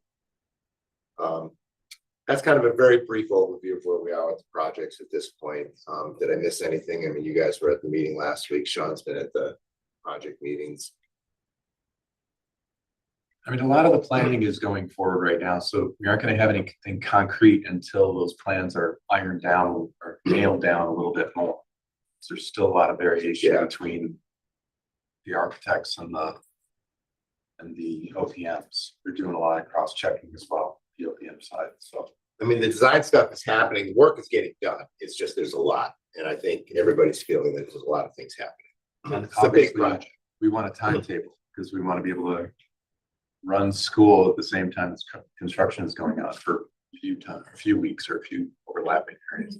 So it's up in the air still, but it's getting closer. We're moving in the right direction, that's what I feel like, I mean, that's the message. Budget. Go on to budget. All right, we can just go right to that famous gap page. We're still sitting a little under 4 million. We put that little box on the bottom just to make sure that, to me, this is like pure logic that, you know, I've said this before, everybody tells me how complicated it must be to manage a school budget, but the bottom line is you can't spend more than you take in. That's really got to be the overriding philosophy that we have. Seems very logical to me, but maybe not to everybody. The main drivers, I think some of you have seen on this, some of you may not have, but we basically have two main drivers: salaries and health insurance. Salaries are about 55% of the budget. Health insurance is 17% of the budget, which is, I think, a really high number. And then everything else we do as a school district is another 28%. But you're looking at 72% just for salaries and health insurance. As we move forward with the budget presentation later on, we will break it into the regular categories that we do. But part Yeah. of this is just to kind of have the emphasis of those categories, and also, like, I tried to emphasize to the faculty members that, you know, we're a people organization and we invest in our people, and, you know, we want the best people, and it's we're not a business, we're a school organization, and this is what it's all about. So we had some conversations about that as well. We were asked at one of the meetings, like, what percentage of the budget historically we've been at for salary, so we kind of put this together. You can see it to me, though, even though those are up and down a little bit, between 55 and 58%, I don't think that's a big margin in the big picture of things. A little bit of a drop this year really has to do with, we have so many people at top step, so they're not getting steps and lanes anymore. I just did the math before. It's a little over 62% of our staff is at top step. We were asked the same thing about health insurance. This is a little more, I mean, again, 13 to 16 or 17%. Still, I like 13% better than 17% as far as health insurance. It's very expensive. And I don't know what else to say about it. It's just that those costs continue to go on, continue to go up. There's not anything that's going to change that. I don't know if we followed up with everybody here. So our rate increase, premium increase for next year is going to be 25%. Now I heard like it. Oh, I do have a slide of that. What do you know? Okay, we'll just keep going then when I get to it. But the bottom line is fixed costs are continuing to go up. You know, so we're looking at things are growing, and it's really salaries. I mean, it's where the money should be spent in a school district, maybe not benefits, but salaries. I mean, we should be investing in the people delivering instruction, because that's kind of what makes school. Health insurance, I did with the teachers, we kind of gave a brief overview of what the difference is between a fully funded health insurance plan and a self-funded health insurance plan, which is what we're on. I'm not going to go into that now, but I think we've talked about it before. The trend right now is 20%. We're at 25% with no plan design changes. There's still some decisions to be made about GLP-1 drugs, which are going to be made, I think, in the next 2 or 3 weeks. Just for comparisons, we contacted Blue Cross Blue Shield, Mass Brigham Health, who will not give us a quote. Harvard Pilgrim initially said, well, we wouldn't be competitive, so we're not going to give you a quote. We did go back to them and say, yeah, actually, you can give us a quote because you already are covering us. So they did. 38% without GLP-1s and 46% with them. So obviously 25% is better than 46%. Simple math again. The GIC is averaging around 12, but it's not really a viable option for us right now. There were some comments at the building committee meeting about other districts that are having lower percentage increases, and my response was, well, what are the actual premiums? Because actually, if you get a 4% increase and your premiums are still more than mine with a 25% premium, we're still doing okay. We're competitive with just about everything I've seen so far. So I'm not too concerned about that. So that just means that our premiums have been good in the past, but the trend in health insurance is just totally out of control. On the revenue side, this is Maureen's new chart, which has changed shapes since it was yesterday when I It's saw it. much better visual than Friday's. Use AI for this. I did. What do you think? Is I it can good? tell. Well, what I did by hand on Friday was not good. So I gave it a lot of directions. And I think this actually shows what I wanted to show. What we'll do is we'll put the numbers in next. Okay. Yeah. And the Yeah, percentages yeah, of when the we have it. budget. Yeah, when we have all of it, yeah. So, but this is kind of how, you know, the bottom line again, the state is not bailing us out. The district has some limited, funds that we can put into it, but it's really on local aid, which is where the money's coming from. Mendon and Upton are both target share wise considered affluent towns that should be paying 82.5% of the school education. That's the highest it can be in the state, so that doesn't really help, but they're putting the burden on the towns.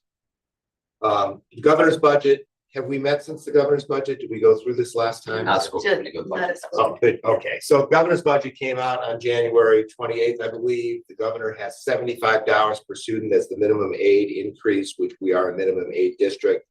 We originally thought it would be 30, which is mass general law. 75 is good. This year it's 150. I don't know that it's going to get that high, but we can always hope the Senate and the House increase it above the 75. Transportation is up a minimal $20,000. Charter is up about $21,000, but so is the tuition that we pay out up quite a bit as well. So we pay about $400,000 in tuition and we get about $95,000 reimbursed.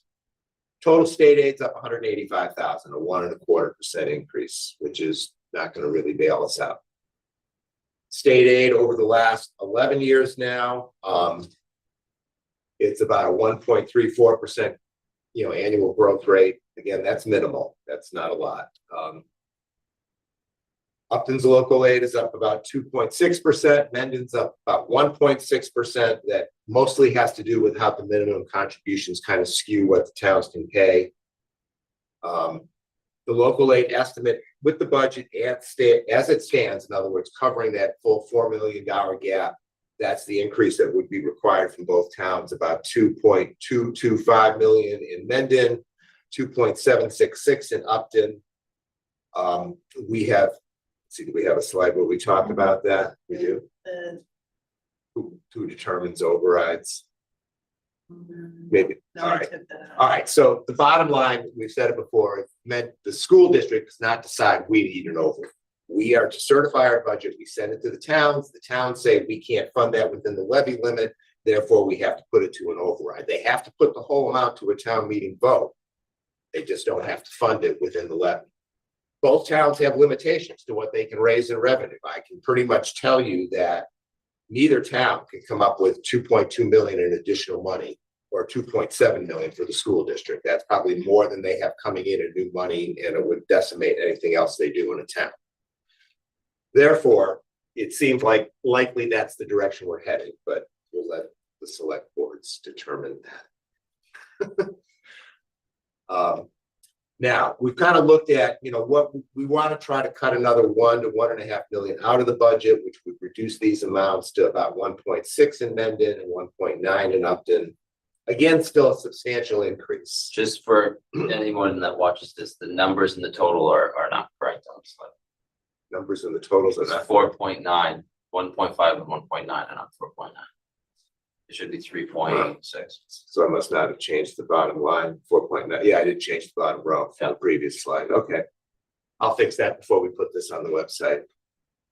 Way too many numbers, and reasons I don't like slides doesn't let you just drop things from Excel into it. It just doesn't work the way I want it to. So that's where I have all my data.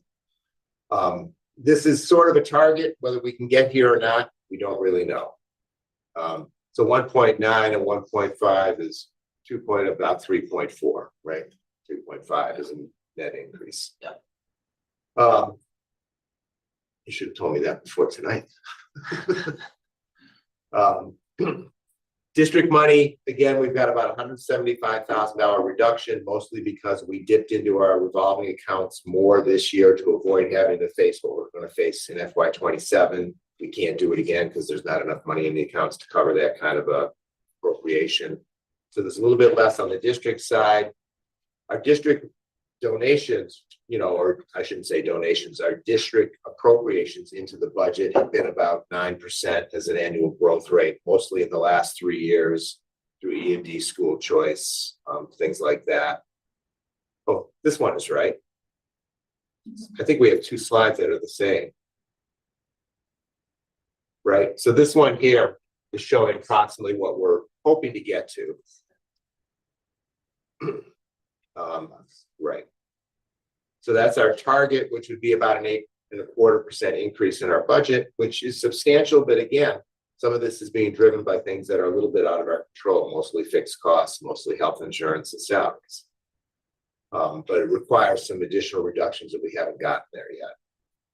On the expenditure side, this is just kind of quick summary. 1.6 million in salaries, 2 million in health insurance. So that's a $3.6 million increase in those 2 lines alone. We've reduced the proposed positions down to 2.5 positions in these numbers here. We may be going a little bit less than that, but at that point, this is where we're at. The curriculum financing, I went through and as you had asked earlier, what they're presenting now is representing about 60% of the total cost. Cheryl and I have a meeting Wednesday with the ELA curriculum to see what we can do to spread it out. We did look into some financing options to spread it out over 6 years, which we can do, but the interest rate is about 7.5%. So unless we can get a reduction from the vendors selling the curriculum to absorb some of that cost, that may not be a great option. We have to look at the total dollars though. Building operations is utilities. 100% of it is utilities, cost of heating oil, cost of electricity. The example I'll give you is last year we paid $1.67 for heating oil. This year I just got a bill for a delivery we got last week, and it's about $2.70, I think, a gallon, $2.60, which is a great price because I know I just ordered oil at my house and it was $3.70 a gallon. So it's a big savings, but it's going up from what we've been paying electricity. We were locked into a 9.5 cent kilowatt supply line for several years that just went up this year to 12.1 cents. Again, a better price than most people are getting, but an increase of 25%. That's what building operations is. Worcester Retirement is the retirement program for everybody that's not an MTRS. They assess us and it's up 130,000. Transportation's up 127,000. So if you think back to that transportation reimbursement increase of 20,000 in reimbursement, we've got 127,000 we have to spend. The reimbursement rate is based on our expenditures actual in 2025, the reimbursement for 27. So they go back 2 years. Athletics, it's about a $20,000 increase. That's mostly for buses to get the kids to go to games that are away or to fields because they won't be able to use our fields. I've yet to factor in retirees. We have 3 or 4 that we're aware of. We've got 3 or 4 staff that are leaving the district at the end of the year. We haven't factored those savings in yet. There'll be a savings there. It's not going to be $4 million worth of savings because there will be a savings there. So the expenditures as we're at right now, it's about a $5 million increase, a little under 12%. We obviously do need to get that less. We've already cut about 1.1 million out of the initial request, but we have some more work to do in that area. And then before I go on, is there any question? I just really quickly went through those numbers, I realize. Is there any questions on anything I just threw out there?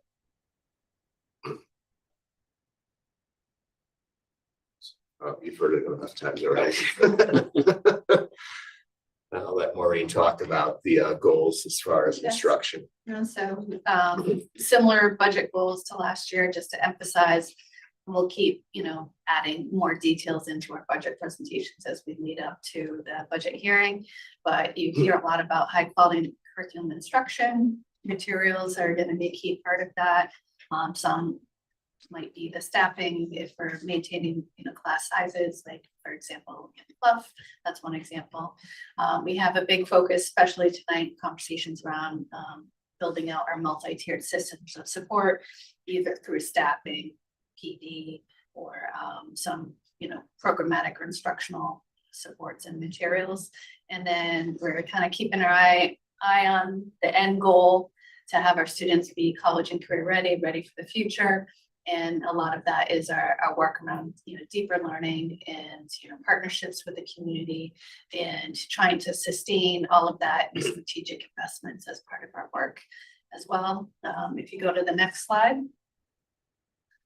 Without the staffing, so just when you think about the categories in general, we're teetering at the edge of level services to reduce services. I mean, if we're sitting here saying we have to, at this point, reduce another 1 to 1.5 in order to try to bring forward a smaller, budget to the towns, that is going to take some work, especially to not have it go into reduced services, honestly. But that's the work that we're still working on right now. But then, bringing forward a budget that maintains level services and gets at our needs, and hopefully, we want to keep working towards our goal of moving from awesome to exceptional. I think that's what I'm calling us now. But, that's what we're here for, is to advocate. And, I'm really thankful. I know we're kind of coming towards the end of all the departmental presentations and school presentations, but I asked them to come forward and say, tell me what you need, priorities, and what are your priorities this year, even though we know we might not have the funding to meet all of those needs, but then they become unmet needs and unfunded needs, but they're still needs, right? And there are different ranges of needs. Some are like strategic and, advance our programming and make us competitive and provide things that parents are asking for and students are asking for. Others are, improvements just in how we operate and can do better and alleviate some, work burdens and to be more efficient in what we do. And then others are like critical needs that we've been focused on, and just maintaining our level services. And I try to have us hopefully tell a story over time with our reductions and reallocations and efficiencies that we have been working to maintain level services and not be going to the towns for additional funds and through, operational override needs. But, it's been 11 years and we've done a really great job with that. But unfortunately this year, just to emphasize, the fixed costs and external threats to us from that are really putting us in a bind to try to maintain the level and continue the continued improvement right now. So on the next slide, I put the staffing. I just kind of, moved it around just slightly for you, but I've been saying that special educator at the middle schools, we can get one position and figure out how to do it. It's that we have the grade 3 teacher for the level services, and you heard a lot of talk about the impact of special educator at the high school, EL teacher from previous presentation, school psychologist, and then you have a lot of efficiencies and other some of those positions above that line have been in the ask for years and years and years, because we have needed them and haven't been able to fulfill them yet. So I'll kind of end there. It's really tough having listened to now all of the budget presentations and really hearing the pleads, the needs for the staffing, or so, and agreeing with all of this, and like, yeah, and that really just gets us to the needs base. Like, we're not even talking about strategic. In some ways we are, but the competitive is like, I think once we get through this year, it would be nice to sit down with the towns and understand where they're at and where debt might be rolling off, so that we can have a conversation of, does it make sense to not hit the taxpayers with operational override? Well, I mean, you'd have to, but use the town's debt roll off and invest in the schools. I mean, obviously they have their own priorities, but in order to get to the strategic or competitive point, you really need to work with the towns to understand their budgets and their debt. And, understanding too, like with all the town governments and what they they provide the towns as well. I mean, They have they, needs to. they needs to, Yeah. they need to, or have continuous, improvement plans that they're working towards. But I don't want anyone to ever say that we're not advocating just because we at times have to make cuts or reduce, or at times can't fill the needs, that we're not advocating, saying this is what we need. And it really ultimately ends up being up to the members of the towns to decide what kind of facilities and services, including schools, but also through the municipalities, of what they want, in those towns. And it's our job to show the need and show what we're doing. And I think we've been doing a good job of continuing to do that and refine it. Some needs have changed over the years. We've made some adjustments, or we've been able to work something out internally. We're always kind of looking to be creative as well. And that's not to say we don't work with the towns Yeah. now, like, we're literally talking about a multi-board, bringing everybody together to. Yeah. But that's really to get us to the level services, right, where we are. I mean, to your point, there's nothing that Sam, you've can you heard make in it any of these refresh? meetings Was I updated? that is extravagant. It's not like we're looking for the Cadillacs here. We're Fine. just trying to get things that, we Thank you. need to deliver services for kids. I think what would help the towns out more as we move into the future is having more, even though there's all these variables that are almost impossible to nail down, like the MLC calculations, just all the good planning you have Right. is thrown out just because of that. But we really need to have a good idea of a 5-year plan, so we can go to the town. We can say, here's the level of expenditure we anticipate, and then we can adjust our own plan based on that. Town can give us more information about what their planning is over that 5 years.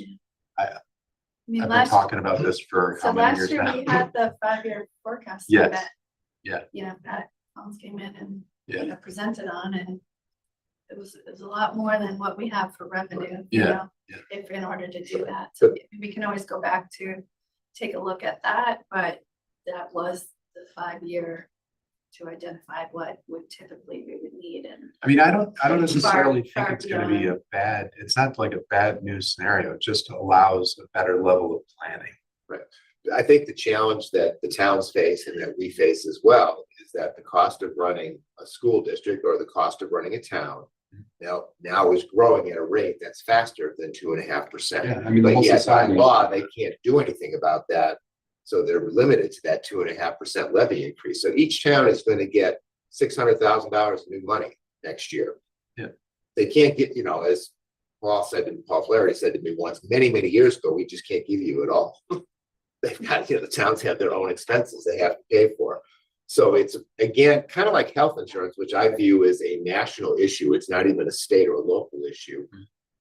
The rate of growth of cost of running these things is no longer, Prop 2.5, I forget when it went into effect, but it was probably like 1980 or 82, something like that.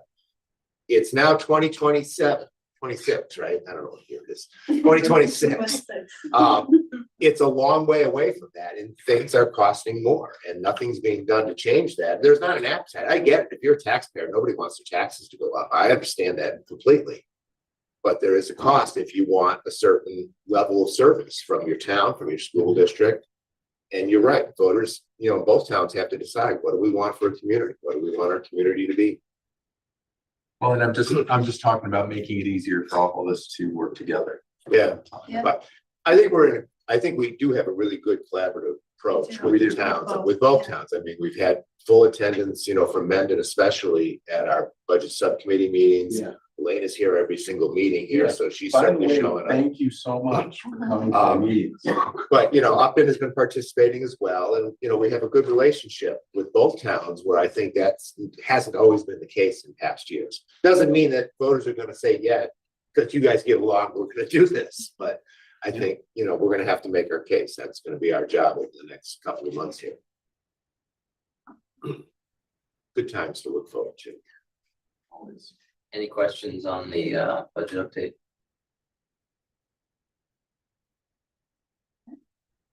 Thanks, Jay. Am I all set? Back to my grandstand seat. All right, school subcommittee updates, budget subcommittee.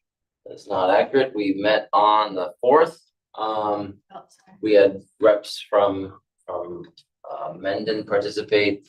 We've still not met the new Upton town administrator. Do we have? we have- Starts mid to end of March, she starts. Paul was there. Yeah, Paul was there. I forget Paul. We went over the budget and the numbers that Jay Britt just presented, so. Continue working on that as we try to reduce the gap to the target of 3.5. And of course, we need to look at scheduling the multi-board meeting.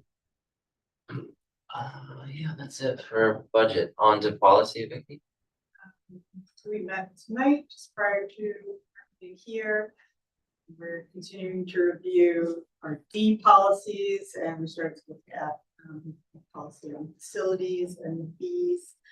And we have for first reading tonight, policy DD. This is just to update an existing policy to reflect changes in the MASC sample policy. All right, cool. Specifically to bring it in line with Mass General Law. Yeah, looks like it's update. Oh, well, yeah, it's copy paste. I see it's a copy and paste.